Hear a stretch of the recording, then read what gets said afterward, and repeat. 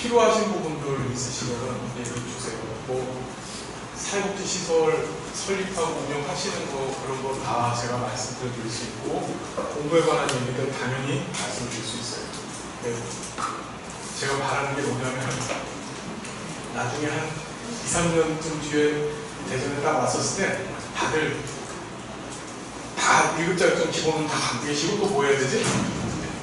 최고가 돼야 돼요. 최고가. 아, 네? 이해되시죠? 예. 그렇게 되시자고요. 제 이름은 뭔지 아시죠? 예, 제 이름은 장씨예요. 예.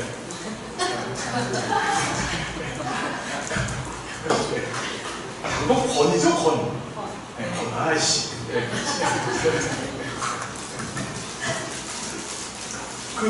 제가 하나도 부탁드리면 여러분들이 저한테 여러분들 성함을 좀 넣어갖고 문자 메시지 좀 주시면 저도 휴대폰에 다 저장해 놓을게요.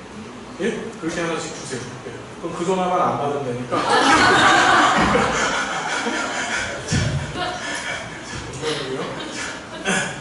자, 보시죠.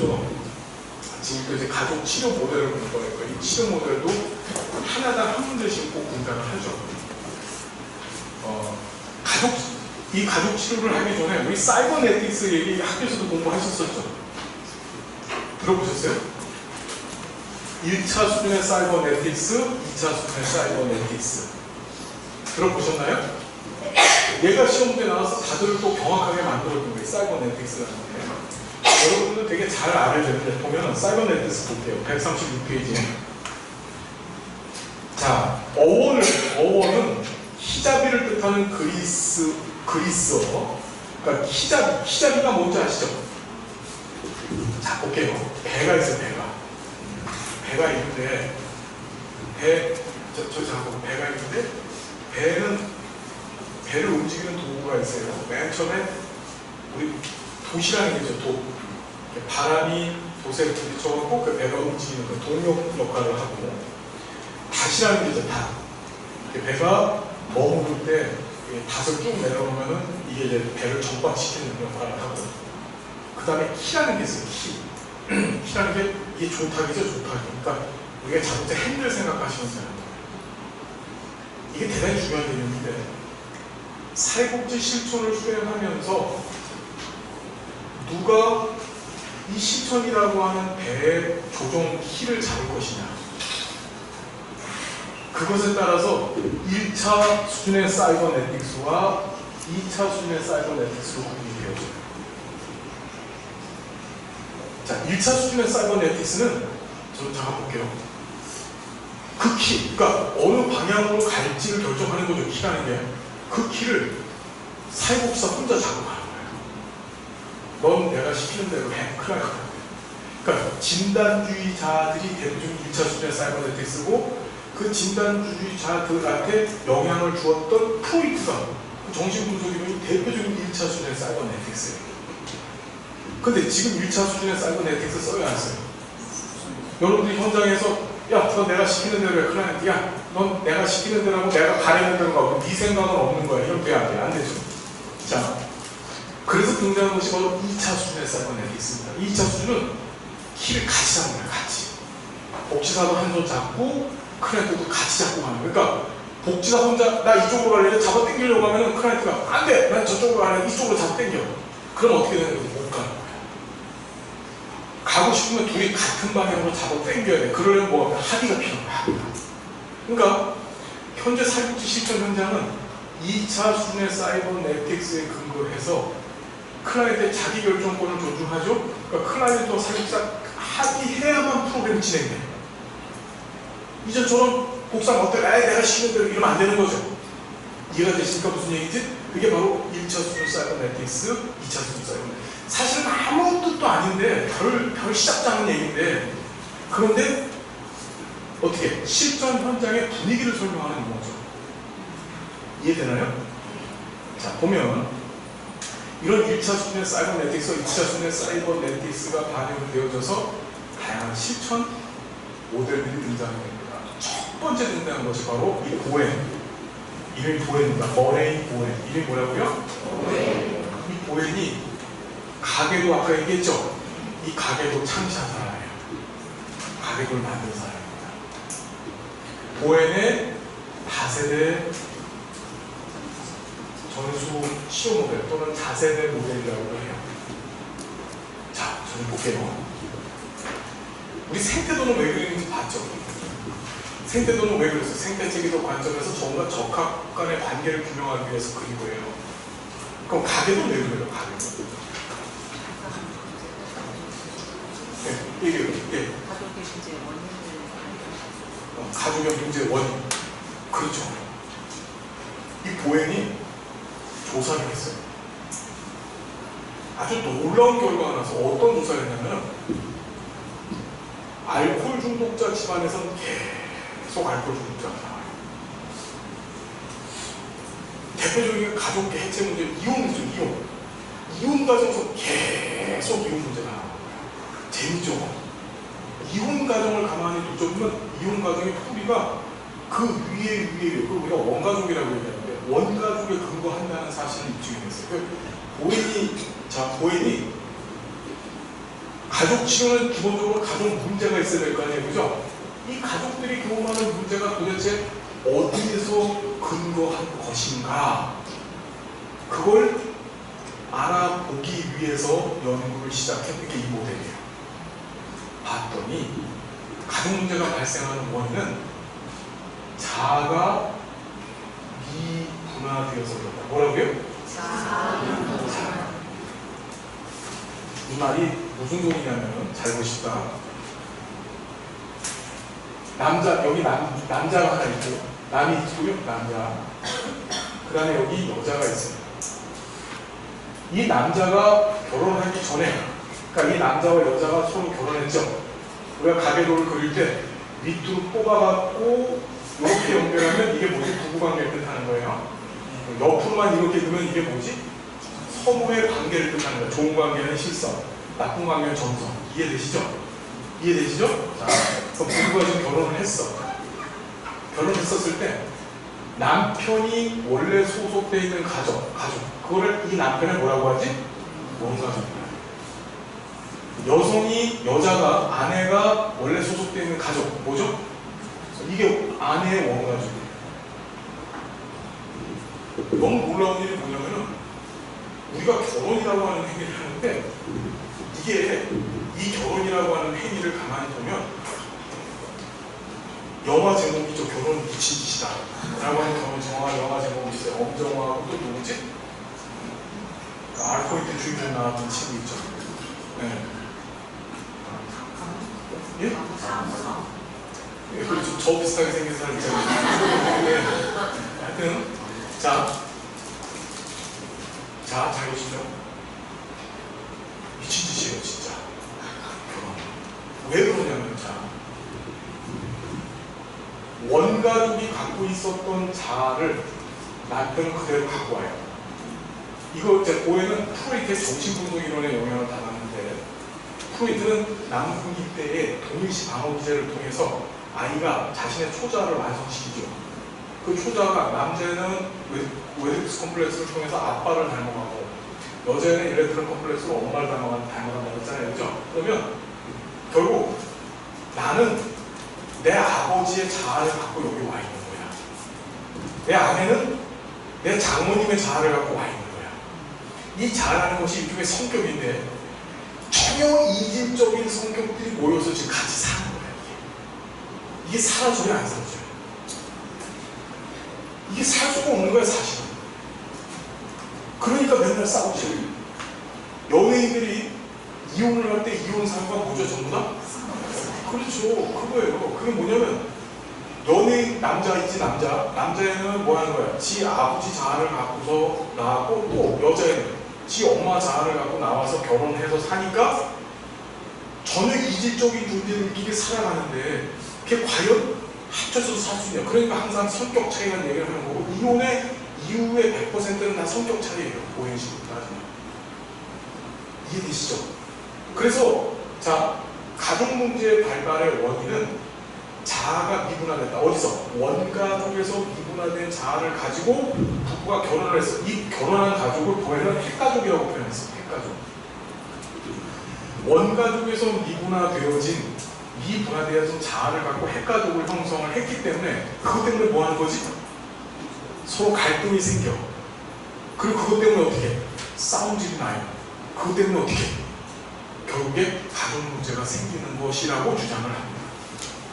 아빠가 맨날 폭력자고 알코올 중독자면 아들도 역시 폭력 아들이 돼요. 가계도를 그리는 이유는 뭐냐면 세대간에 전수되어져 내려왔던 매력을 찾기 위해서 가계도를 그리는 거예요. 이해돼요? 그러니까 가계도를 그리는 이유가 가족의 구조 뭐 이런 것들을 알아본다는데 보인이 그린 근본적인 이유는 어디 있는 거예요? 보인이 그 가족 문제의 전수 과정을 보기 위해서 그러니까 할아버지가 알코올 중독자였어. 그럼 아버지 때도 알코올 중독자의 확률이 세고 내 때에서도 알코올 중독자가 될 가능성이 굉장히 높아진다고 보이는 예측을 할 수 있었던 거야. 이해되죠? 무슨 얘기인지? 재밌는 게 빈곤 가정은 계속 빈곤해요. 재밌는 게 이혼 가정은 계속 이혼해요. 그렇죠. 이게 우리나라에 입증되어진 얘기예요. 입증되어진 얘기. 그래서 우리 환경을 중시하잖아요. 환경을 중시하는 게 그 가족 환경을 중시하는 거거든요. 가족에 들어가 보면 너 아버지 뭐하니? 그러면 너도 그렇게 살겠구나. 네 아버지를 보니까 너도 꼬락서니도 뻔하구나. 이런 식으로 하는 거예요. 무슨 말인지 알겠습니까, 여러분? 자, 그래서 미분화된 자아가 가족 문제의 원인이다. 그러면 가족을 치료하는 방법은 뭘까요? 자아를 분화시키면 되죠? 아버지 자아를 떨쳐버리고 엄마 자아를 떨쳐버려서 둘이서 만나고 전혀 다른 삶을 살아줘야 돼요.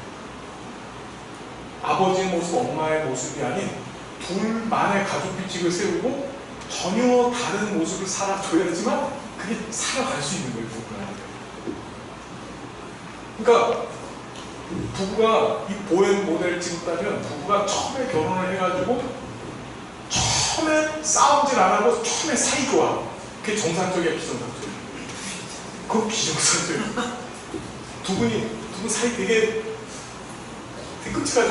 죄송합니다. 이게 지짐이 나왔나? 죄송합니다. 그냥 두 분이 사이가 아닌데. 사이가 나쁘다. 뭐라고 표현해야 되지? 두 분 어떻게 금술이 어떻게 되십니까? 예? 살벌하죠? 지금 저기 사모님께서 이러고 계십니다, 지금. 여기 또 부부가 또 안 계시죠? 부부 사이 다 좋으세요? 어떠세요? 좋으세요? 좋습니다. 진심이죠?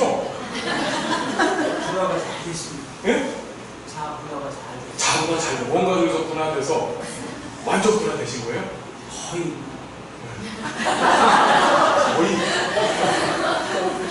그러니까 재밌는 게 부부가 결혼을 하면은 보여지고 있다는 부부가 처음에는 어떻게 됩니까? 옥시같이 싸우는 게 정상적인 거예요.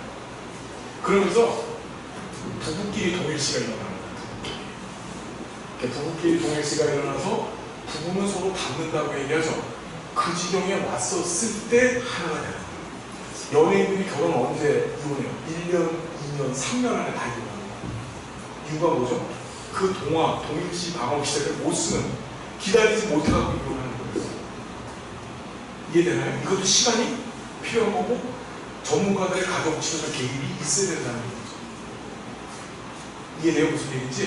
자, 그래서 이거 시험에 나오면 뭐가 나와요? 자아분화가 나오는 거예요. 그런데 보이는 뭘 찾아내냐면 이런 미분화된 자아를 가지고 있는 핵가족의 아주 중요한 특징을 발견했는데 부부 사이에서 갈등이 발생하잖아요. 이 갈등의 문제를 해결해서 희한한 방법을 찾아내요. 그것이 바로 삼각관계라는 거예요. 무슨 관계?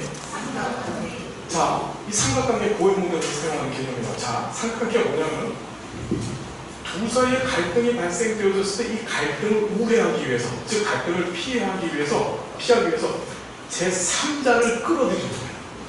이 갈등을.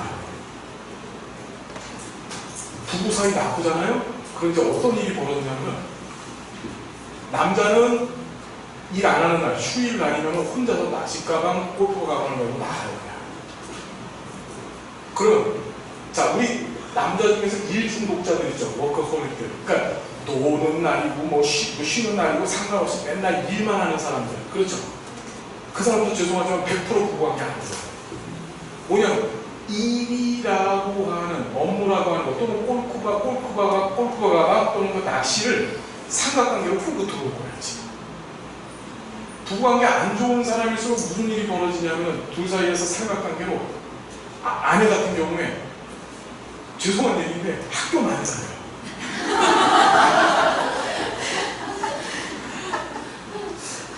진짜예요. 죄송한데 진짜. 학교 많이 가요. 그래서 제가 사회복지학과 오늘 한양대 대학원 강의하고 있는데 이렇게 보면 저분 사이가 안 좋겠구나라는 느낌이 이렇게 가시는 분들이 있어요. 이해되시죠? 네. 또 부부간의 관계가 안 좋을 때 삼각관계를 가족 구성원 중에 찾는 거예요. 자기 편으로 누군가를 끌고 들어와요. 이해돼요? 부부간의 사이가 안 좋았을 때 어떻게 해요? 엄마는 그런 엄마 있어. 어떤 엄마냐면 자식한테 올인하는 엄마들이죠. 남편은 완전히 저 발바닥에 낀 때야고 어디 보이지도 않아. 그런데 애라면은 완전 미치는 거예요. 제가 아는 분 중에 한 분 그런 분이 계시는데 그냥 애가 남편이야. 애가 군대 가 있다가 휴가를 나왔는데 세상에 휴가 나온다고 그 부대 앞에 가서 기다리고 있는 거죠. 같이 데이트하러 간다. 남편은 계속 골프 빼면서 골프잖아요. 이해되시죠? 이게 뭐야? 남편은 골프백을 삼각관계로 끌어들인 거고 그 엄마는 아들을 삼각관계로 끌어들인 거예요. 갈등을 우회하는 방법을 삼각관계를 사용을 하는 거예요. 자, 그러면 문제가 있어요. 이 가정을 대해서 어떻게 치료를 해야 돼? 자아를 분화시키는 것이 치료, 즉 개입의 목표가 되어야 되겠죠. 이해되죠? 자, 삼각관계 하나만 더 얘기하면 교회는 우리가 자녀들 죄송한데 애들 중에서 제가 또 오해하지 마십시오.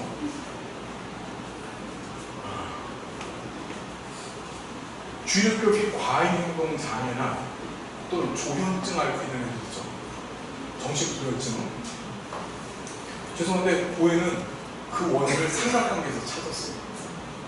1세대 때, 첫 번째 세대에서는 그것이 미미한데 이게 계속 이유종달했잖아요. 그러면 세대가 겹쳐서 보통 3에서 4대 정도 내려가면 그 집안의 애, 삼각관계로 끌어들이는 애는 100% 미쳐요. 그러니까 뭐냐면 재벌가 자녀들 쳐놓고서 정상적인 인격 갖고 있는 애들이 없는 거예요. 재벌가는 부부관계가 좋아 안 좋아? 좋을 수가 없어요. 재벌가는. 돈이라고 하는 뭐가 있어? 삼각관계 대상이 존재하기 때문에 그렇죠. 돈을 끌어다가 뭐 하는 거야? 남자는 야 이거 하고서 연예인들 불러서 한번 놀자 가죠. 여자는 돈 갖고서 뭐야? 시간 쇼핑 가죠. 야 김기사 질러! 막 이러면서 그죠? 이해돼요? 그럼 자식들은 어떻게 되는 거예요? 갈 수 없게 바꿔줘. 자, 우리 지금 H모 항공사 전 누구라고 얘기하지 않아요? 근데 그 집도 1세대 끝나고 2세대 때 형제라고 싸움질했죠. 그 형제가 다 찢어졌어요. 다 찢어졌고 하나는 메리츠로 가버리고 하나는 대한항공, 하나는 대한통 그렇게 흩어졌었죠. 지금 CJ가 인수했지만 그 전에 대한통운이 따로 있었어요. 근데 그 3세대 때 우리가 지금 무슨 일이 벌어졌어? 완전 정신병자들 하는 거. 그 컵 집어 던지고 그렇죠? 이해되죠? 무슨 얘기? 걔네들이 삼각관계 피해자들이에요. 두 부부 사이 좋아요, 안 좋아요? 남편 죽었는데 장례식장에 안 나타났죠? 알고 계시죠, 여러분? 네? 몰랐어요? 여러분 가끔 뉴스도 좀 보세요. 공부에만 올인하지 마시고 뉴스도 좀 보시고 여러분 그냥 인생이 1급 시험이 아니니까 알았죠?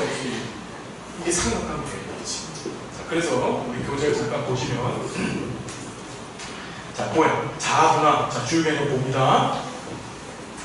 역기능적 가족 발생의 원인이 바로 뭐라고? 자아분화. 어떤 거? 미분화된 자아가 분화가 안 됐었을 때 역기능적 가족이다. 개인이 원가족의 정서적 융합 상태에서 벗어나 자신만의 방식으로 자주적으로 행동하게 되는 과정이 자아분화인데 이 자아분화가 안 됐었을 때 뭐가 되는 거예요? 그게 그게 삼각관계를 만들어요. 이해되시죠? 자, 그래서 자아분할이 높을수록 원가족과 정서적 분할의 자아성 자체, 그러니까 자아분할가 높으면 정상적인데 자아분할가 안 된 것들끼리 만나니까 어떻게 돼? 이건 성격 차이가 돼. 맨날 싸워. 그러니까 결혼은 어떻게 되냐? 결혼을 하는, 어떻게 하는 게 결혼의 정상적인 방법이에요. 처음부터 서약을 하는 거예요. 우리는 상호 동일시 될 때까지 참는 거예요. 이해되시죠? 자, 그래서 자 보시고 핵가족 정도체제. 자, 핵가족이라는 말이 두 사람의 결혼에서 핵가족이 시작된다라고 얘기합니다. 그러니까 원가족에서 분리가 되는 게 결혼의 행위죠. 그렇죠. 각자 분화가 되면 그걸 핵가족이라고 얘기하고, 일반적으로 자신과, 자, 되게 재밌는 게 모행이 연구를 했는데 자신과 비슷한 수준의 자아분화 상태를 배우자로 택한대. 이게 확률 통계적으로 입증을 했어요. 모행 책을 보면 되게 재밌죠. 그러니까 끼리끼리 만나는 거예요. 쉽게. 재밌는 게 연예인들은 연예인들끼리 결혼하는 경우가 많죠. 우리가 그러잖아. 연예인이 일반 평회사원하고 결혼한다. 그럼 사회적 이슈야. 그런데 연예인들끼리 결혼을 했어. 그러니까 수준이 비슷한 애들끼리 만나는 거예요. 자본화 수준. 이해되시죠? 네, 복사끼리 만나요. 네. 자, 그래서 보면 두 사람 각각은 이 화살표가 여러분 순서라는 거 알고 계시죠? 제 책은 화살표가 두 개가 사용되는데 이렇게 생긴 게 순서를 나타내는 거고 이렇게 생긴 게 원인 결과예요. 아시겠죠? 네. 그래서 두 사람 각각은 원가족에서 형성된 자아분화 수단을 지니고 함께 살게 돼요. 그래서 결과가 어떻게 되냐? 미분화된 자아를 지닌 부부의 결혼관계가 융합되고 동일한 특성을 가진 가족 정서가 형성이 되어집니다. 즉 삼각관계 발생에 아주 좋은 최적의 조건이 되는 거예요. 원가족에서 자아분화가 잘 되지 않을 경우 부모와 정서적으로 단절하는 반면 부부관계 융합을 형성하는 경향이 되게 발생한다. 이 정서적 단절이 뭔지 뒤에 가서 배워요. 되게 재밌는 게 정서적 단절부터 봅시다. 미해된 정서적 애착, 원가족과 떠나야 될 자아분화 순환 구조는, 자, 이게 시험에 나왔어요. 부모도 원가족의 다른 성원들과 정서적 유대관계를 갖지 않고 자신을 구분시키는 것, 주로 가족 투사 과정에 개입된 잔해를 발생합니다. 가족과 접촉을 피하거나 접촉을 하더라도 상대방의 자신을 계속 지적하는 등의 행동을 합니다. 자, 정서적 단절이 뭐냐면요, 자아분화가 안 된 사람이 결혼을 하잖아요. 놀라운 일이 벌어지는데 부모하고 형제하고 인연을 끊어요. 우리 사회에 그런 애들 되게 많아요. 그렇죠. 그게 재밌는 게 결혼하기 전에는 그럭저럭 얘기해요. 그러다 결혼을 하면서 끊어요. 그걸 바로 정서적 단절입니다. 그 정서적 단절이 이루어진 집안을 가만히 둘러보잖아요. 그럼 어떤 일이 벌어지냐면 부부간의 삼각관계가 되게 심해요. 즉 자아분화가 안 돼 있는 거예요. 일종의 현상이에요. 정서적 단절. 이해되시죠? 그래서 우리 주변에 보면은 인형 끌고 사는 사람들 많아요. 진짜 되게 많아요. 그 이유가 부부관계예요. 사실. 부부관계. 이해되시죠? 네. 이걸 제가 시간을 좀 갖고 얘기하면 되게 재밌게 여러 가지 예를 들면서 얘기하는데 시간이 없고, 자, 삼각관계. 이게 핵심이야. 자아분할이 낮은 부부가 이로 인해서 발생하는 불안이나 갈등을 회피하기 위해서 제3자를 끌어들이는 거예요. 이거는 그러니까 말 그대로 미분화된 자아를 갖고 있는 부부에게 발생하는 이상한 특징의 현상이야. 신기하죠? 꼭 부부가 외고 나가버리고, 여자는 쇼핑 중독에 빠져버리고, 이해되시죠? 애를 끌고 들어와가지고 자기 자식을 끌고 들어오는 거야. 자식을 끌고 들어와서 엄마가 애라면 어떻게 할 줄을 몰라. 남편은 어디 사는지도 모르고 애라면 어떻게 할 줄 몰라. 우리 이제 뒤에 가서 공부하겠지만 정상적이고 바람직한 기능적인 가족은 철저한 부부관계를 갖고 있으면서 동시에 자녀들과는 철저한 위계적 구조가 갖고 있어요. 자식은 순종적이어야 되고 부모는 어떻게 직선적이면서도 지시적인 것이 그게 정상적 가족이야. 우리나라 지금 되게 이상하게 이 가족관계를 형성하고 있는데 이제 이웃집 가족 치료할 때도 공부하겠지만 애들이라는 뭐 어떻게 할 줄 모르잖아요. 그죠? 예, 그럼 그게 바로 망할 집안입니다. 망할 집안. 진짜입니다. 이건 모든 가족 지도자들의 공통적인 주제예요. 예. 자, 그래서 저 같은 경우는 여러분 애들 어떻게 할까요? 예. 예. 밥도 안 줘요, 그냥. 농담이고. 예. 되게 중요합니다. 특히 이제 결혼, 다 미혼이 있으신가요? 여기 미혼? 미혼 손님 한 분. 미혼 한 분. 미혼 두 분. 또, 나머지 다 기혼이세요? 그러시구나. 나는 기혼을 넘어서서 다 손주, 손녀가 있는 줄 알았지. 자, 다시.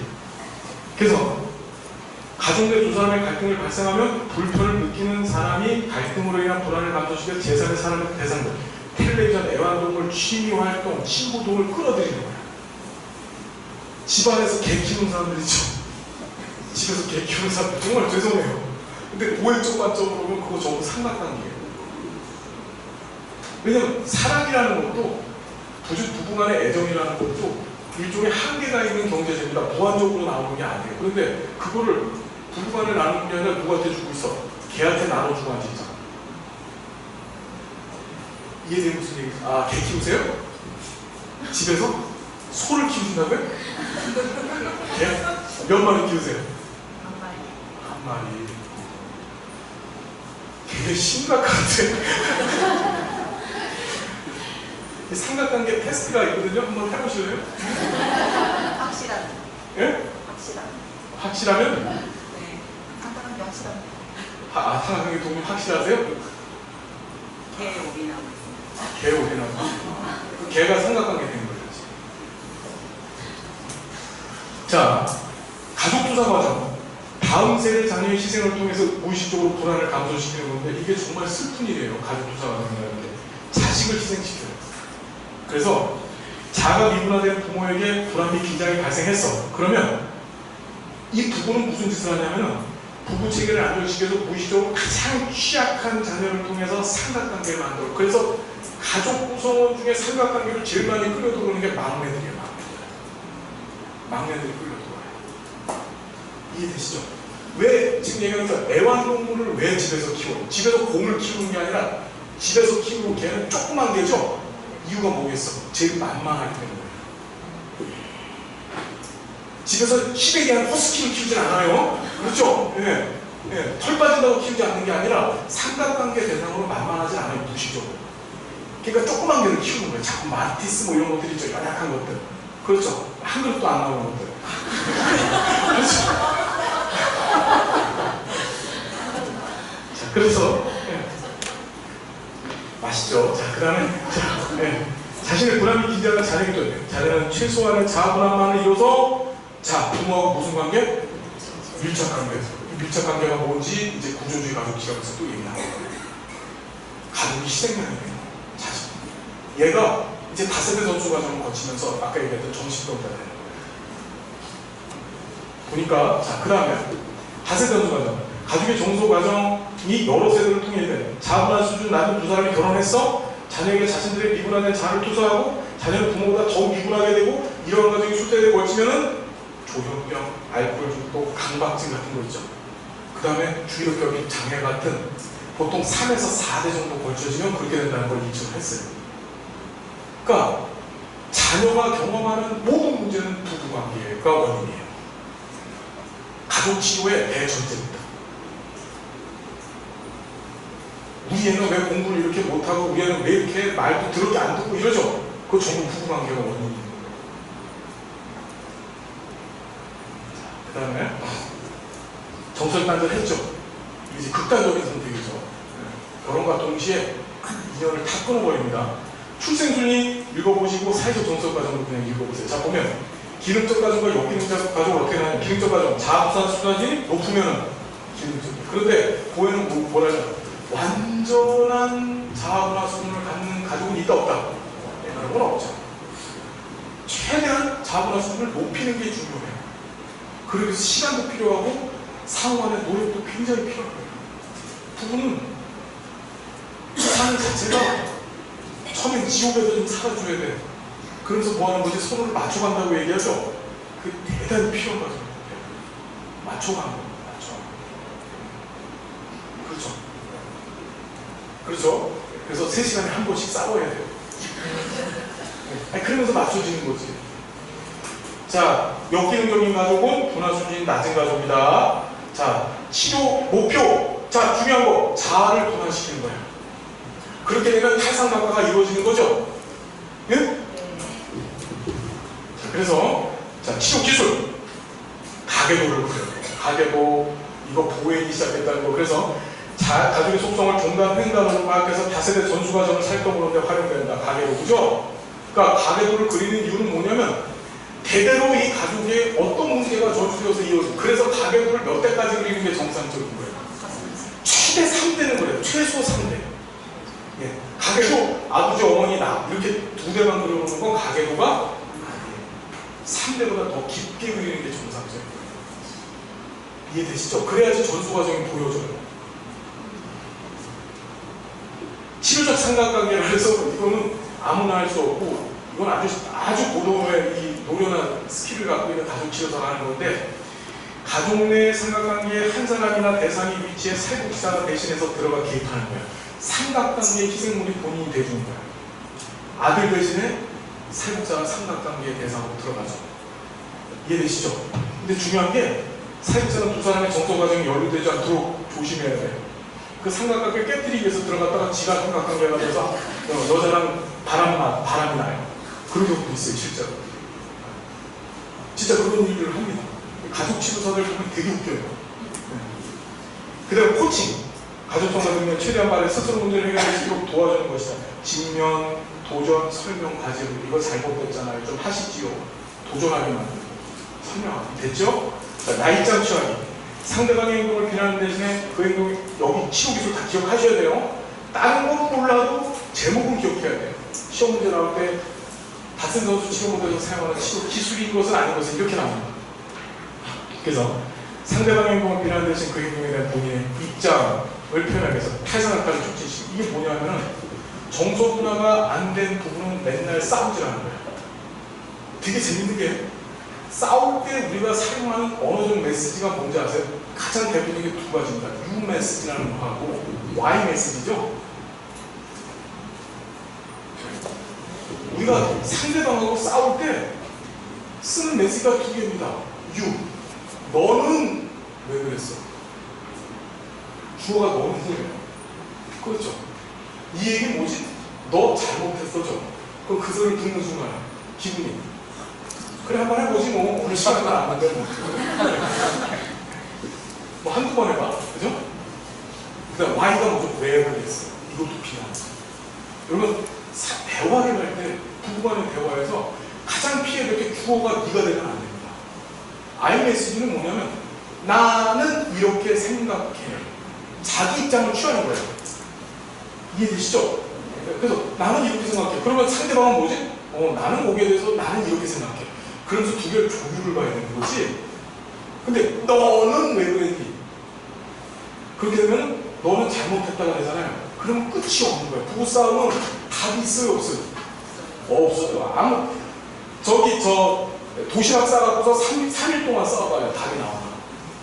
둘 다 싸워서 절대로 답이 안 나와요. 싸워봐. 답이 나와요. 이제 어떡하지? 싸우다가 남편은 아씨 자자! 이러고 들어가죠. 그게 차라리 혁명이에요. 행동수정기법에서 그게 타임아웃이야. 그게 차라리 혁명이에요. 근데 거기서 맞대고서 얘가 빵 이랬더니, 그럼 빵 이러고 빵 이랬더니 이게 씨 이러고서, 그죠? 네. 그 여기까지만 간 다음에 그럼 어떻게 하는 거지? 나와서 걔를 발로 뻥 차려줘야. 네. 전치. 이해되죠? 무슨 얘기인지. 부부싸움 할 필요가 없어요. 부부싸움 하는 게 맞아요? 저도 어떻게 보면 싸우고 왔는데, 어떻게 보면 대전을 오겠대. 애들 데리고. 그래서 피곤하니까 더군다나 병원 나온 지 얼마 안 됐잖아. 병원 어저께 퇴원해가지고 목을 쉬어가지고 아파갖고 그러는데 오겠대요. 그래서 오지 말고 당신은 집에 있어, 애들이랑. 근데 오겠대. 너는 좀 집에 있어. 당신은 좀 가면 안 돼, 같이? 답이 나와야 안 나오죠. 그렇죠? 그래서 같이 왔어요. 저는 쪽도 못 써요. 그냥 전 뭐냐면 이게 싸우고 나면 즉시 회개. 내가 잘못했구나. 무슨 말인지 아시겠죠? 다 내 잘못이다. 강력한 개인화를 통해서 지금 우울증에 생길라요. 인지적 왜곡 아까 공부하셨죠? 네. 자, 여러분 정리됐습니까, 여러분? 요 정도 보시면 돼요. 우리 교재 밖에서 절대 시험 안 나와요. 교재 내용 잘 봐주시고 이해하시면 되고. 두 번째가 구조적 모델이에요. 무슨 모델? 이거 중요합니다. 잘 보셔야 돼요. 이게 미누친이라고 하는 사람인데 이게 아르헨티나 사람이에요. 이 사람이 상당히 구조적으로 미친놈인데 그래서 구조주의 미누친이 됐죠. 얘도 시험 때 한 문제 꼭 등장하고요. 얘는 자 여러분 보세요. 가족 문제가 두 가지 이유 때문에 발생합니다. 자 봐요. 가족이라고 하는 하나의 체계, 이걸 대상 체계라고 합니다. 대상 체계라는 것은 우리 인행사 후반부에 가시면 체계 이론에 정리를 해놨어요. 사회복지사의 실천에, 즉 개입의 대상이 되는 체계를 뭐라고 하는 거예요? 대상 체계라고 해요. 그 가족을 대상 체계로 봤었을 때 이 대상 체계 안에 4개의 하위 체계가 있다고 주장합니다. 중요해요. 맨 위에 부부 하위 체계가 있어요. 뭐예요? 부부예요. 그 다음에 부모 하위 체계가 있고, 부모 자녀 하위 체계가 있고, 마지막으로 형제 하위 체계가 있어요. 하위 체계 몇 개가 있어요, 여러분? 4개가 있어요. 그러니까 하나의 가족이라 할지라도 그 가족을 구성하고 있는 부분 집합들이 4개가 있다는 소리입니다. 자, 저는 잠깐 볼게요. 자주 볼게요. 잠깐 보세요. 빨리 보세요. 자, 체계론에서는 뭐라고 얘기하냐면 체계론에서는 체계와 체계를 구분짓는 보이지 않는 선을 우리가 뭐라고 하죠? 바운데리, 경계라고 하죠. 경계.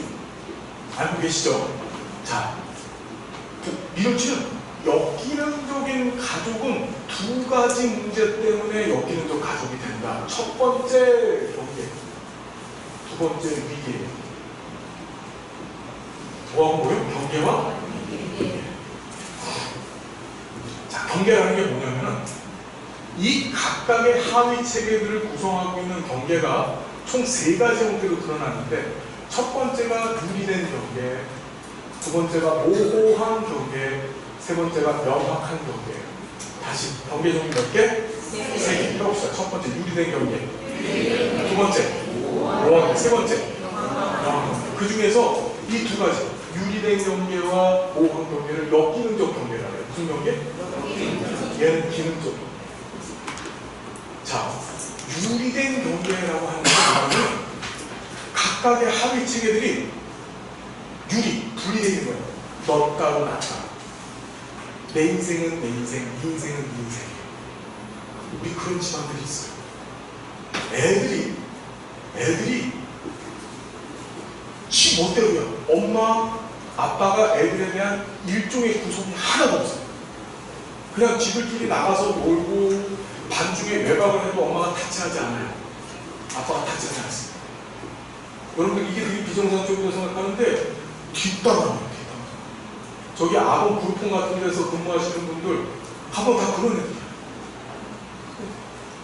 부부간에도 어떻게 경계가 모호하면 어떡하죠? 네 인생은 네 인생, 내 인생은 내 인생이야. 남편은 낚싯가방 메고 나가고 여자는 어떻게 하는 거죠? 예, 학교 와 있어요. 농담이에요. 네, 사회복지 전공하러 왔죠. 이해되시죠? 저 키리 농담입니다. 아시겠죠? 자, 그래서 그게 모호한 경계야. 유리된 경계. 모호한 경계는 이게 심투욕이 너무 강한 경계야. 지나친 간섭. 사사건건 간섭해. 그 여성들은 그 간섭의 농도를 어떻게 표현하냐면 잔소리. 남편이 뭐를 해서 뭐를 해도 그렇죠. 남편은 그 소리 듣는 게 지긋지긋한 거예요. 애가 뭘 해도 애한테 잔소리. 그렇죠. 우리 엄마들의 잔소리를 제가 이렇게 좀 낮게 표현해서 죄송합니다. 그죠? 잔소리를 많이 하세요? 하실 것 같은데? 안 안 하십니까? 아, 그럼 유리된 가족인가요? 아, 유리돼서. 아, 그래요? 아, 진짜입니까? 콩가루시구나? 그러면, 자. 네? 그러니까, 이게, 민우식, 보행적 관점으로 보면은 자아가 누구나 나오고, 그렇죠? 구조주의 관점으로 보면은 유지된 경계를 갖고 있는 거예요. 그래서, 자, 그러면서 이제 또 어떤 일이 벌어지냐면, 가장 이상적인 경계가 바로 명확한 경계입니다. 침투해야 될 때는 침투하고, 침투하지 말아야 될 때는 하지 말아야 되는 거예요. 그러니까 이 명확한 경계 내에서는 가족 성원들 사이에서도 개인의 사생활을 인정해 안 해요. 인정해줘야 돼요. 남편 어디 간다. 꼭 쫓아가야 돼요. 그렇죠. 아, 저희 아내가 그렇다는 얘기가 아니에요. 요것만 그런 건데. 녹화되고 있죠, 지금. 그래서 자, 다시. 그래서 사생활 인정을 해줘야 돼요. 그렇다고 사생활을 인정한다는 거예요. 그래서 여보, 오늘 저 마음도 꿀꿀하고 그러는데 가서 바람이나 피고 알고서 하는 게 아니고, 네, 그런 게 아니고 개인적인 삶을 영위할 수 있는 걸 자식한테도 인정을 해줘야 되는 거예요. 엄마들 중에 제일 나쁜 엄마가 뭐냐면 애들 서랍 뒤지는 엄마예요. 특히 사춘기 남자애들 서랍을 뒤지면 뭐가 나오죠? 예? 빨간색, 그렇죠. 예. 지금 사춘기가 아닌데도 나오죠. 그러니까 사춘기 남자애들 서랍 두시면 안 돼요. 사춘기 여자애들 서랍 두시면 안 돼요. 그러면 큰일 나는 거예요. 그게 뭐야? 무슨 경우야, 그게? 네, 바로 모호한 경우에 들어가는 거예요. 그렇죠. 그래서 인정해줄 거는 인정해주고 살아야 돼요. 이렇게 부분적인 사생활에 대해서 인정하고 아이들의 자기결정권, 남편, 아내의 자기결정권을 인정해줘. 아내가 아까 공부하러 가겠어. 그럼 남편은 어떻게 해야 돼? 인정해주고 지지해줘야 되는데 삶이나 가지세! 이건 뭐지? 아내의 삶에 내가 뭐 한 거야? 지금 모호하게 개입한 거죠? 이해되십니까? 공부하라고 해줘야 돼요. 남편이 집을 나간다면 어떻게 해야 돼요? 그때 잡아야 되는 거야. 그건 개입해야 되는 거야. 하나씩 없으면. 그 자신은 유리된 경계 되는 거예요. 무슨 말인지 알겠죠, 여러분? 자, 그래서 이런 경계 중에서 명확한 경계, 즉 침투할 때는 침투하고 침투하지 말아야 때는 침투하지 말아야 되는 적절한 수준의 경계 체계를 갖고 있어야 돼요. 근데 우리 엄마들은 굉장히 뭐하지? 무슨 경계를 갖고 있어? 모호한 경계로 계속 밀어붙이죠.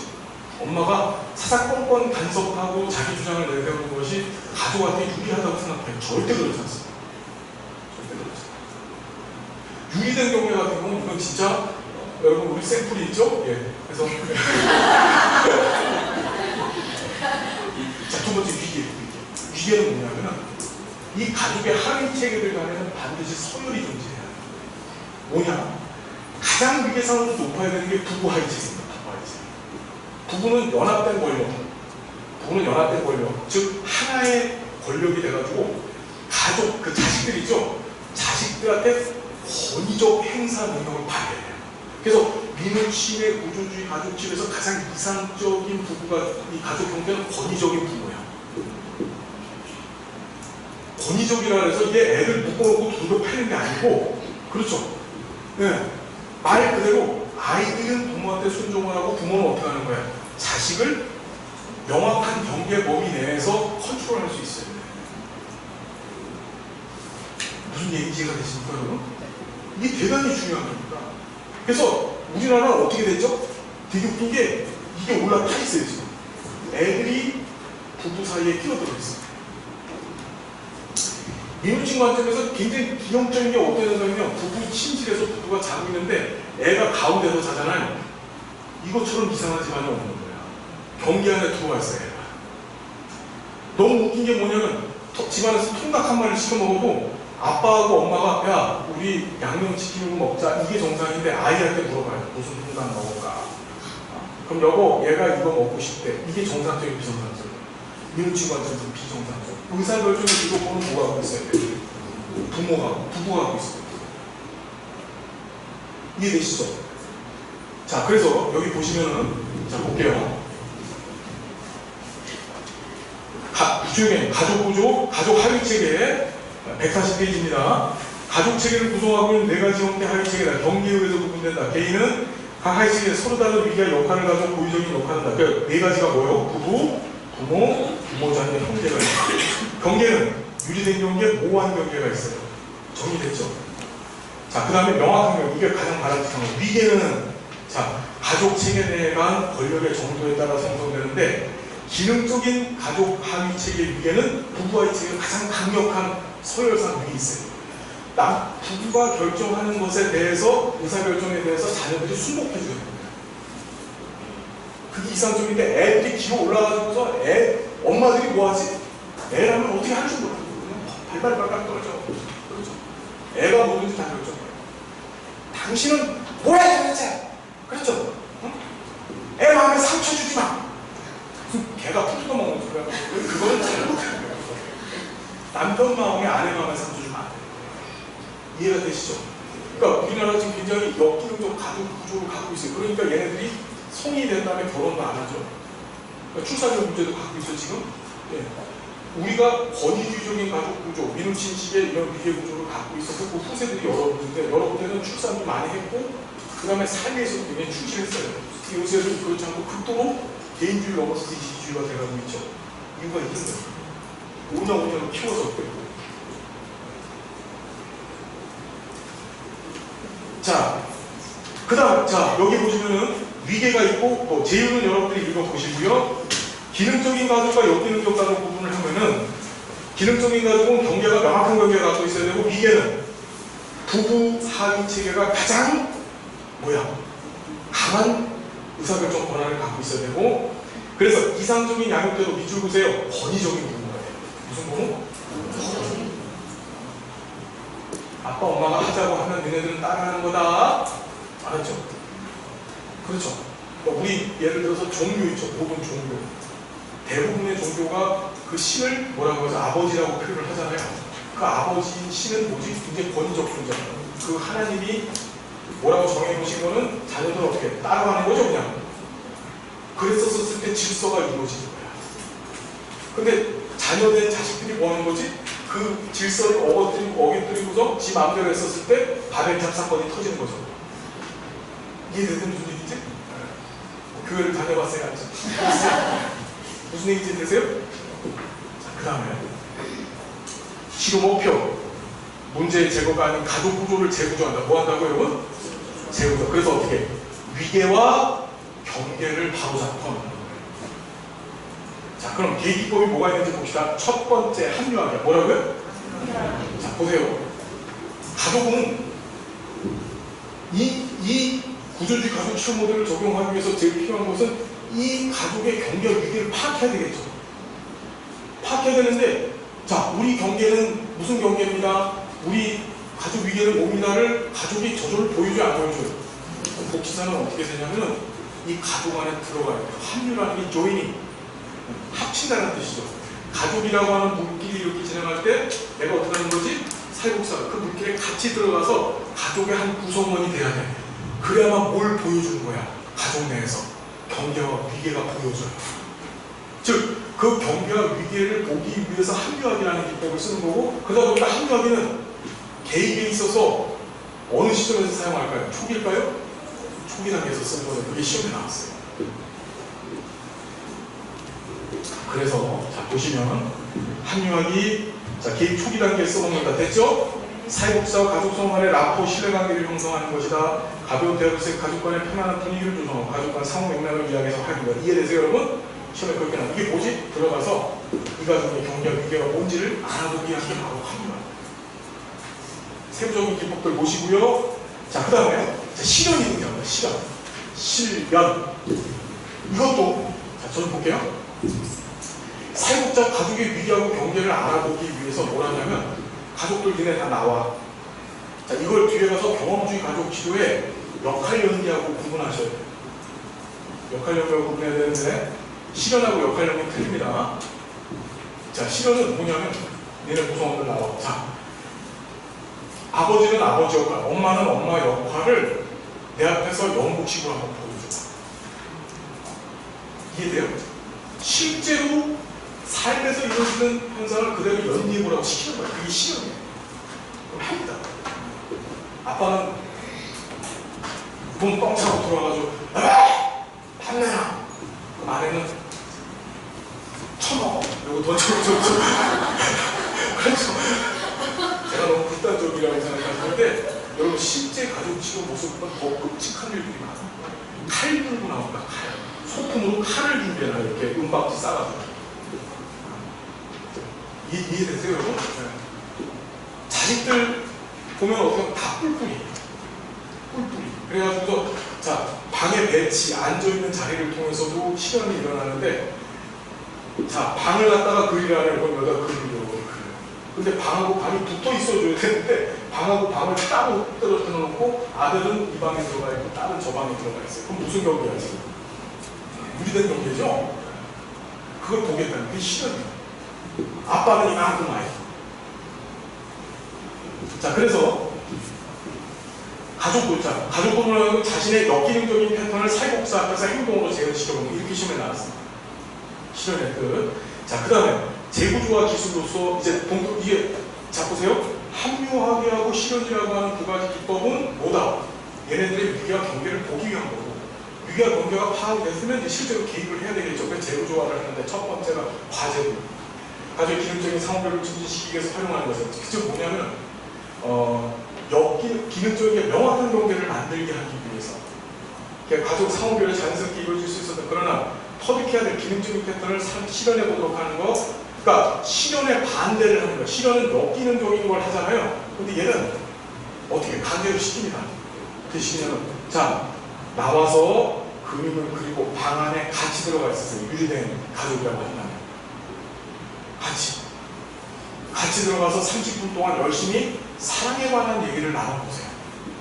그럼 서로 이기시죠. 부부가 같이 있어도 되게 그러잖아. 부부가 같이 있으면은 공간 없이 붙어 있어야지 정상이죠. 그렇죠. 근데 공간을 띄고 앉아요. 그렇죠?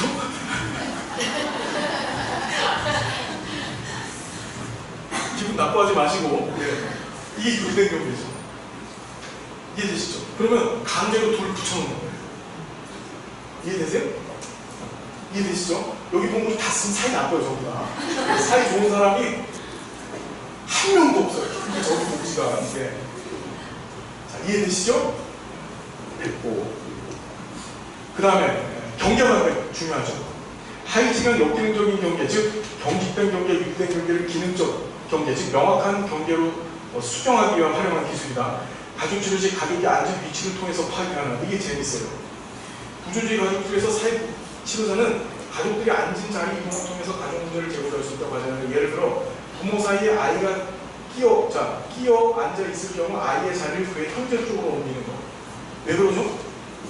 부부가 가장 높은 이견을 가져야 되는데 그 안에 자식이 끼어들어가 있는 거예요. 엄마 아빠들이 앉을 때 자 가족 의자를 쫙 놓고 앉아보세요 라고 하면 재밌는 게 엄마가 앉고 바로 옆에 아빠가 앉아야 되거든요. 근데 가운데 애를 앉히고 아빠가 앉아요. 오직 유리된 경계야. 이해되죠? 그 유리된 경계의 원인이 뭐지? 하위 체계에 있어야 될, 그러니까 가장 하단에 있어야 될 이 형제, 애들이 뭐 하는 거지? 부부 하위 체계에 들어와 있는 거야. 그러니까 그걸 보고서 아는 거야. 앉은 자리. 그러니까 가족 사진 찍은 걸 보면은 가족 사진 찍잖아요. 그럼 경계가 확 드러나요. 가족 사진을 찍어서 썼을 때 남편이 이렇게 앉고 아내가 이렇게 앉고 여기 애들을 앉혀놓잖아. 다 그렇게들 앉죠. 우리나라 부부의 정서인데 기본적 정서는 유리된 정서야. 난 네가 싫어 이런 뜻이야. 이해돼요? 가족 사진 찍을 때는 어떤 게 정상이지? 부부가 둘이 옆에 앉고 자식이 뒤에 서는 게 맞아요. 서열상으로도 앞에 있고 뒤에 있는 거죠. 그러니까 여러분 이렇게 앉아있는 사진 집에다 붙여놓지 마세요. 그거 창피한 거예요, 그거는. 알았죠? 네. 이 가족치료 공부하면 되게 재밌어요. 자, 그래서 세대 간 경계를 관찰할 경우에 문화적 차이를 고려해야 된다는 것도 보시고, 경직된 경계 유지되는 경계 보시고, 가족 지렛이 가족이 앉을 위치 조종하기, 살국사가 자신의 몸으로 분리되어야 할 가족을 가리는 거야. 대표 중에 애들 가리는 거야. 애들.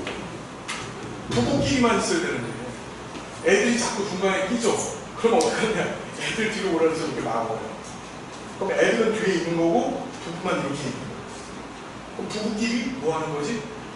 현재 아주 유리된 경계였었는데 그 유리된 경계를 조금 명확한 경계로 바꿔주라는 거죠. 부부 연합이 가장 중요해요. 그 다음에 경직된 유리된 같은 말 아니에요? 예, 똑같은 말입니다. 여기 부가지가 똑같은 뜻이에요. 경직된 경계, 유리된 경계 똑같은 말이고 모호한 경계에 여기 문제에서 내부 안에서 경직된 경계, 중립경과 유리된 경계는 결정관 별로 속지가라고 했는데 예. 모호한 경계가 들어가는 게 아닌가요? 아유 너무 잘 찾아주셨어요. 아유 이럴 수가. 아니에요. 잘못했어요. 선생님이자. 경직된 경계라는 것이 이게 모호한 경계고요. 이게 유리된 경계고요. 네. 그 다음에 가족성원의 상호, 예, 이게 잘못됐네. 거꾸로 됐죠? 죄송합니다. 예, 이제 이거 조금만 수정해 주시죠. 죄송합니다. 예. 자, 그 다음에 긴장 너무 고맙습니다, 선생님. 예, 예, 상품으로 가족 치료 쿠폰을 하나 드리겠습니다. 자, 긴장 보조시기. 기존의 가족직을 유지하는 형태의 긴장 보조시기 갈등 해결의 새로운 대안을 찾는 것. 평소에 의사소통 유형, 방해하기 이런 식으로 있고 균형 배틀이라는 게 있는데 이것도 재밌어요. 이게 부부와의 칠인에서 쓰는 건데 부부는 연합해갖고 가장 강력한 위계를 가져야 되는데 부부 사이가 안 좋으면 자식들이 어떻게 그 사이 관계로 들어와가지고 어떻게 그 위계를 깨뜨리는 거죠. 그럼 어떻게 하냐면 복지사가 부부 하위 체계 부부 구성원들을 놓고서 서로 갈등 관계에 있었을 때 그 중에 약자를 선택해요. 그래서 일방적으로 약자의 편을 드는 거야. 어떻게 하냐면 그러니까 권력관계가 대등해 졌었을 때 서로 연합할 수 있는 거야. 그러니까 부부는 수평적 관계를 가져야 돼요. 자식들하고는 수직적 관계를 가져야 되는데 부부간의 관계는 수평적이어야 돼요. 그래서 그때 복사가 약자의 편을 일방적으로 들어줘가지고 뭐 하는 거야? 힘을 실어주는 거예요. 그러니까 남편이 자기 주장이 너무 심하다. 그때 사회복사가 들어가서 계약을 합니다. 뭐냐면 지금부터 이 개입에 대해서 절대 뭐라고 하지 않고 그 다음에 제일 중요한 게 돈을 걸잖아요. 가족 치료비를 내죠. 가족 치료비를 걸었었을 때 반환이 없습니다 해놓고 딱 시작할 때 남편하고 아내를 갖다 놓고서 남편이 뭐라고 얘기하는 거야? 조용히 좀 하세요. 입 조용히 하세요. 이렇게 해버려요. 아내가 얘기하게 하십시오. 아무 말도 하지 마시고 조용히 하시라고요. 복사가 이러면. 그럼 A씨 기분 나빠 이러잖아요. 그럼 계약 위반이야. 돈도 안 돌려줘. 그러니까 따라서 가는 거야. 이해되시죠? 그게 바로 균형 배틀. 자, 그 다음에 마지막이 사티어의 경험적 모델입니다. 다시 뭐라고요? 네, 빨리 할게요. 네. 재밌으세요? 이게 재밌으면 안 되는데. 이 경험적 가족 치료는 이게 슬프죠. 이 경험적 가족 치료의 핵심은 뭐냐면 가족은 특히 부부는 10년, 20년을 살아도 서로를 잘 알아요, 몰라요? 모르는 거예요. 내가 내를 속으로 난 자식인데 그 자식을 알아요, 몰라요? 모르는 거예요. 자, 이 경험적 가족 치료 모델은 1차 사이버네틱스를 넘어서서 2차 사이버네틱스와 2차 사이버네틱스의 중간 지점에 있는 모델이잖아요. 앞에서 배우셨던 두 가지 보행 모델이나 또는 민우치 모델 같은 것들은 전부 모두 1차 사이버네틱스죠. 전문가인 사회복사가 진단을 하고 거기에 맞춰서 다 수정해 나가는 방법이잖아요. 얘는 그게 아니라 경험적 가족은 성장 모델이라고 얘기합니다. 얘는 성장 모델. 그래서 자 이런 거야. 우리가 가족 구성원들과 뭘 하냐면 하루에도 몇십 번씩 몇백 번씩 우리는 의사소통이라는 걸 합니다. 이 의사소통은 꼭 언어적인 의사소통뿐만 아니라 지금 말뿐만 아니라 행동을 통해서도 뭐라죠? 끊임없이 커뮤니케이션 나누죠. 이해돼요? 지금 뭐 계산기를 두드리시나요? 지금 뭐 가족 치료비 계산 아버지? 무슨 일 있으세요? 치매 네. 나가신 것 같은데. 어머나 나가셨다고 집에? 아니 치매에 걸리셔서 어머, 지금 이제 항상 배회. 되게 지금 이렇게 꺾이네. 아시겠습니다. 치매. 여러분, 치맥이 아니고 치맥. 자, 볼게요.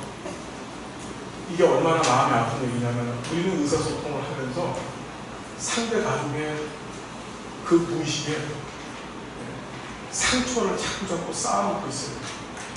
쌓아놓고. 우리가 내뱉은 말이 나는 잊어버리는 말인데, 내 가족의 상대방은 그것을 어떻게 내 마음 가운데 차곡차곡 쌓아놓는 거예요.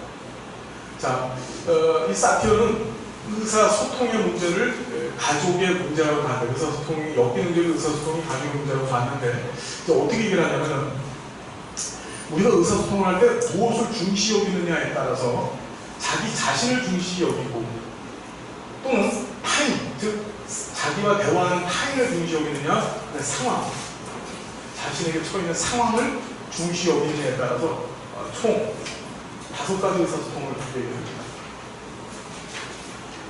첫 번째가 비난형. 무슨요? 비난형. 자, 비난형.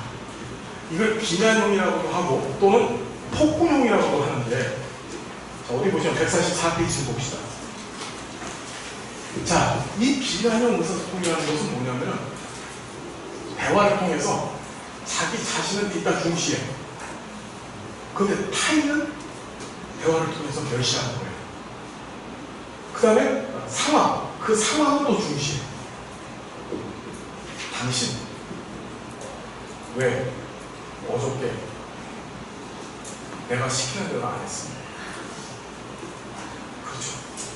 그러니까 자기 자신한테는 어떻게 자기 자신을 보호하고 있죠? 근데 그 말을 듣는 상대방은 완전히 공격당하고 있죠. 무시되고 있죠. 그 다음에 상황, 왜 전화를 안 줬어? 왜 시키는 걸 안 했어? 라고 하는 상황만 분석하고 이해하는 거예요. 이게 비난입니다. 이렇게 대화하는 사람들이 많아요. 이런 언어적 표현을 사용하는 사람들이. 그죠? 예.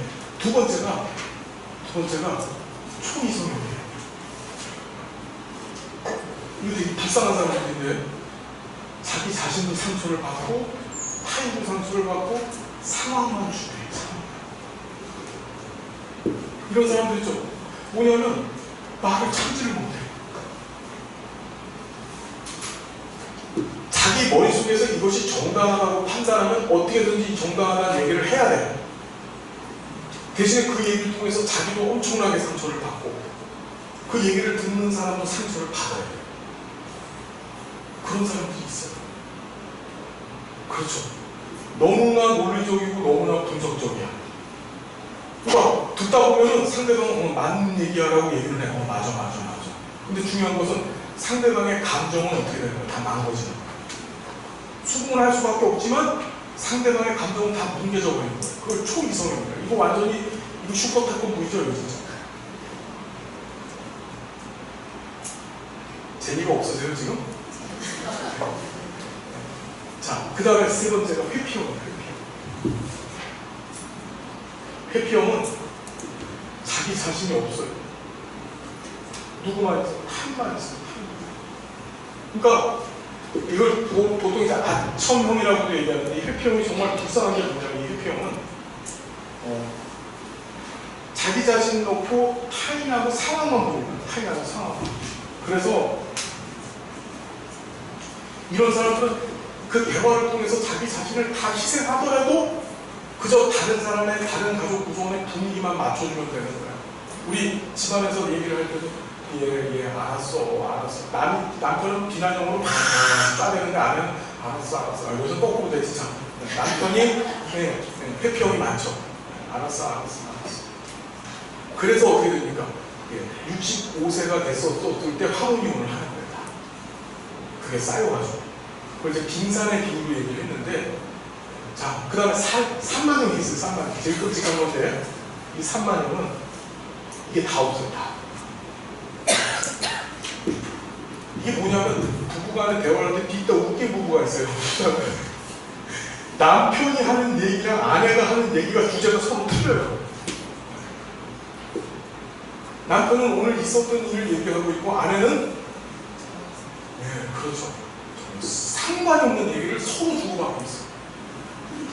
그러다 그냥 자고 들어가요. 아내는 자녀 걱정을 하고서 애들 어떻게 학원을 보낼까를 얘기하고 있는데 남편은 오늘 직장 어려웠어. 이 소리 하고 앉아있어요. 대화라는 것은 커뮤니케이션, 의사소통이라는 건 결국 주제의 흐름이 있어야 되는데 그 흐름이 전혀 없이 서로 하고 싶은 말 하고 앉아있는 게 그게 산만이에요. 그리고 마지막 네 번째가 이것이 일치형인데 자기 타인 상황을 다 존중하는 건데 여러분 대화할 때 제일 중요한 게 뭐냐면 나도 기분이 좋아야 되고 내 얘기를 들어서 상대방도 기분이 좋아야 되고 이 사티어 모델은 절대적으로 감정적이거든요. 인간은 감정적 존재지 이성적 존재가 절대 아니에요. 이해되시죠? 그러니까 감정적으로 나도 좋고 쟤도 좋고 상황도 인정하고 들어가야 돼요. 여보 나 오늘 회사에서 일을 했는데 되게 힘들었어. 그래서 아내가 여보 많이 힘들었지? 이게 정상적입니다. 여보 나 일을 했는데 되게 힘들었어. 그래서 아내가 남들 다 하는데 뭘 초이성형이죠? 그 말하면 지금 기분 나쁘고 마음이 아파요. 해놓고서 후회하는 거예요. 그리고 그 얘기 듣는 사람도 기분 나쁘고 상황만 그래 모든 사람 다 똑같이 일해. 상황만 객관적으로 지면 자꾸 누구만 보게 되는지 무슨 말인지 여러분 이해가 되십니까? 자, 그 사티온 모델에서는 이 가족치를 어떻게 하냐면 가족은 성장장 쪽 존재라고 해서 가족이 스스로 자신들의 문제를 알면 스스로 자신들을 고칠 수 있다고 봤어요. 그래서 뭐 하냐면 가족 조각이라는 걸 해요. 가족 조각. 들어봤죠? 가족 조각이 뭐냐면은 자, 나와. 자, 이런 거야. 가족 구성원 나와. 헷갈리면 안 되는 게 앞에서 우리가 구조주의의 실현 배우셨죠? 실현하고의 차이점이 제가 아까 전에 이걸 역할력으로 했는데 가족 조각이에요. 가족 조각. 실현에서는 아빠가 아빠 역할하고 엄마가 엄마 역할하는 거잖아요. 얘는 아빠가 아들 역할하고 엄마가 딸 역할을 하는 거예요. 그때 조각가가 하나 들었었는데 그게 보통 자녀들이 조각가를 만들었어요. 그래서 무대를 놓고 이 무대 위에 올라가서 조각가가 이 아빠, 엄마, 그 다음에 나머지 식구들을 조각해요. 어떻게 하냐? 아빠는 손을 이렇게 들고 있게 조각을 하고 엄마는 삿대질을 하고 때려보는 조각을 해. 엄마 역할을. 이게 이 조각. 그러니까 아빠를 조각하고 엄마를 조각하는 거야. 그럼 이게 무슨 소리예요? 이거 하면 다 웁니다. 다 울어요. 왜 그러냐면 아빠는 항상 어떻게 생각하냐면 나는 지금까지 가족을 위해서 열심히 헌신하고 돈 벌어다 주고 정말 열심히 살았던 사람인 줄 알았는데 자식의 마음 안에 있는 나는 뭐지? 폭력배예요.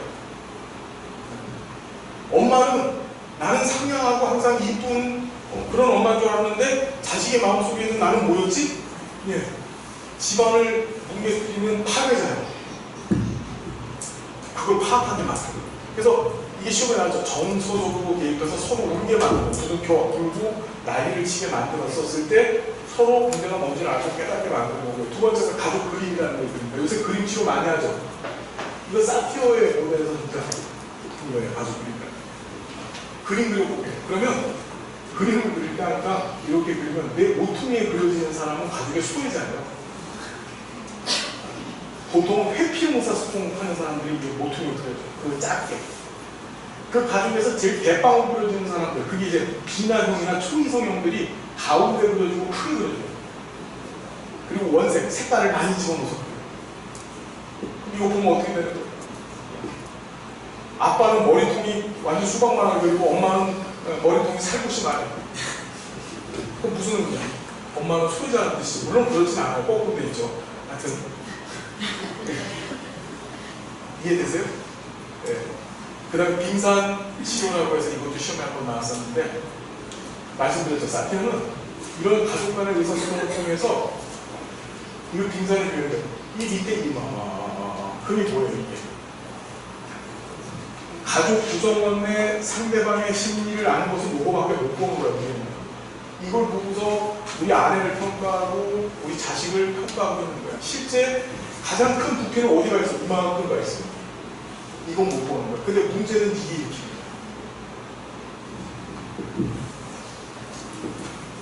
됐어요, 여러분? 이렇게 가족 치료 들어보시면 어떠세요? 뭐 마음에 와닿으시는 게 있으세요? 오늘부터는 집에 가면은 애들은 사람 취급하시면 안 돼요. 아시겠죠? 자, 그 다음 전략적 가족 치료인데 이건 여러분들이 그냥 읽어보시고 우리 교재 보니까 어때요? 정리 잘 돼 있죠? 예. 이게 그림이나 얘를 최대한 집어넣으려고 해서 만들었고요. 근데 집단 같은 경우에는 뭐 이것도 정리 잘 돼 있고 다음 강의하는 데서 제가 녹화를 해서 또 올려드릴게요. 아시겠죠? 네. 다음 강의 때 서로 부산은 아마 할 것 같은데 부산은 정세용 박나래요. 그래서 올려드릴 때는 그걸 보십시오. 여러분 3일 우리가 달려서 현재 시간 6시 52분입니다. 아유, 이 생존의 속이 어떻게 지나가는지 모르겠는데 저 개인적으로는 정말 좋은 분들 만나서 행복합니다. 고마워요, 여러분. 감사하고 우리 모임이 어떤 목적 지향적 모임이죠, 그죠? 네. 목적이 아니고 목표 지향적입니다. 학교를 위해서 모이신 거잖아요. 제가 아까 긴 소리 들릴 게 아니고 제 휴대폰 번호 알려드렸습니다. 성함하고 전화번호를 문자로 좀 주세요. 놓고서 기도도 하고 그 다음에 제가 이렇게 봐서 좀 공부를 안 하실 것 같다 그러면 어떡할까요? 네, 그렇지요. 바로 이거지요. 새벽 1시 내지 2시쯤에 전화를 하겠습니다. 자, 좀 공부에 맥이 좀 잡히셨나요? 예, 한개도 고맙고 우리가 공부하는 것들이 사실은 그렇습니다. 이게 누누이 얘기했지만은 몰라서 사용하지 못하는 겁니다. 알면은 여러분이랑 입고 있는 그 카렌더라도 아주 좋게 사용될 수 있는 보배로운 것들이거든요. 열심히 공부해 주시고 또 현장에서 다시 한번 또 만나 뵙겠습니다. 여러분 감사합니다. 예.